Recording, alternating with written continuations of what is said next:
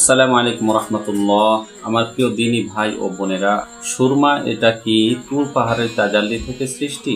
সুরমার বিষয়ে অনেককেই বলতে শোনা যায় যে হযরত মূসা আলাইহিস সালাতু ওয়াসসালাম যখন স্বচক্ষে আল্লাহ তাআলাকে দেখার জন্য তুর পাহাড়ে গিয়েছিলেন, তখন আল্লাহ তাআলার তাজাল্লিতে পাহাড় ভস্ম হয়ে গিয়েছিল। সেই ভস্মিত পাহাড় থেকেই সুরমার উৎপত্তি এবং ব্যবহার। আমার প্রিয় দিনী ভাই ও বোনেরা, এটা সম্পূর্ণ একটি ভুল ধারণা। সুরমা আসলে একটি খনিজ দ্রব্য, এর সাথে তুর পাহাড়ের একেবারে কোনো সম্পর্ক নাই। মুসা আলাইহিস সালাম আল্লাহকে দেখার ইচ্ছা পোষণ করা এবং তুর পাহাড়ের মূল ঘটনা, এটা সম্পূর্ণ সত্য।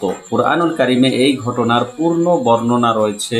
সূরা আরাফের 143 নম্বর আয়াতে আল্লাহ তাআলা এই ঘটনাটি বর্ণনা করেছেন, কিন্তু কোথাও এই ঘটনার সঙ্গে সুরমাকে জড়িয়ে দেওয়ার কথাটার সামান্যতম উল্লেখ নেই। অতএব এই ধরনের কথা আমাদের জন্য পরিহার করা জরুরি এবং আবশ্যক।